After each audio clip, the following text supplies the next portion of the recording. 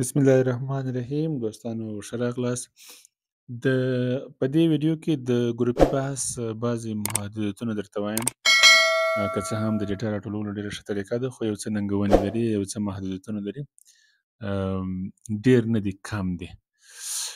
په دې کې اول دا دی، دغه د بحث مخته وړونکي ډېر زیات مهم دی. دغه فسیلیټیټر څوک چې دا بحث مخته وړي، دوی باید ښه ټرین سي او په کافي اندازه باندې تجربه ولري. کمیونیکیشن سکیلز یا د خبرو اترو وړتیاوې باید ډېرې قوي او بهتره وي، ځکه چې که چیرې مقصد دا کسان مسلکي نه وه، نو بیا دا ګروپي بحث اوړي سوال و جواب ته. فقط پوښتنه وکړه، جواب واخله، پوښتنه وکړه، جواب واخله. نو دا شی په دې کې شته او دا د دې یو په اصطلاح باندې هغه نیګیټیو برخه دی، اسپیکټ دی.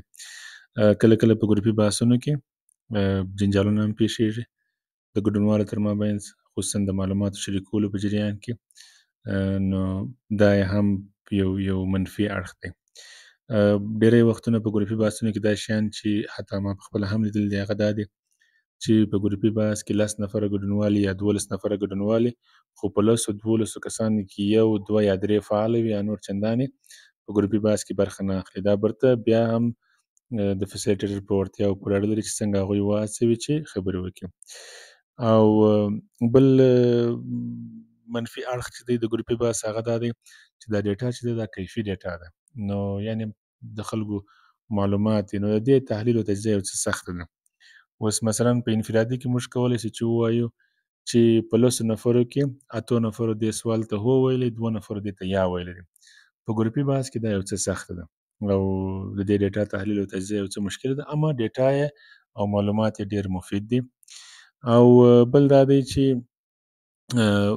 نور ډیټاګانې چې دي، انفرادي ډیټاګانې چې دي، او خصوصا په هغه ځایونو کې په هغو ډیټا راټولونو په سیستم کې چیرې چې ډېر زیات تړلو پوښتنو څخه استفاده کېږي، د هغو تحلیل ډېر زیات اسانه دی او په مختلفو سافټویرونو په واسطه باندې هغه فلټر کېدلی سي، د هو جوابونه، د یا جوابونه، نور.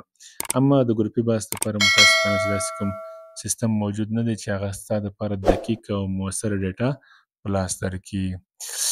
او بعضې وختونه داسې هم پېښ شوي دي چې مثلا په ګروپي بحث کې 10-12 نفره ګډون کوي، په 10-12 نفرو کې د 1 نفر یا 2 نفرو څخه چې کوم معلومات اخیستل شوي دي، داسې احساس کېږي چې مطلب ټوله کسان همدا نظر لري.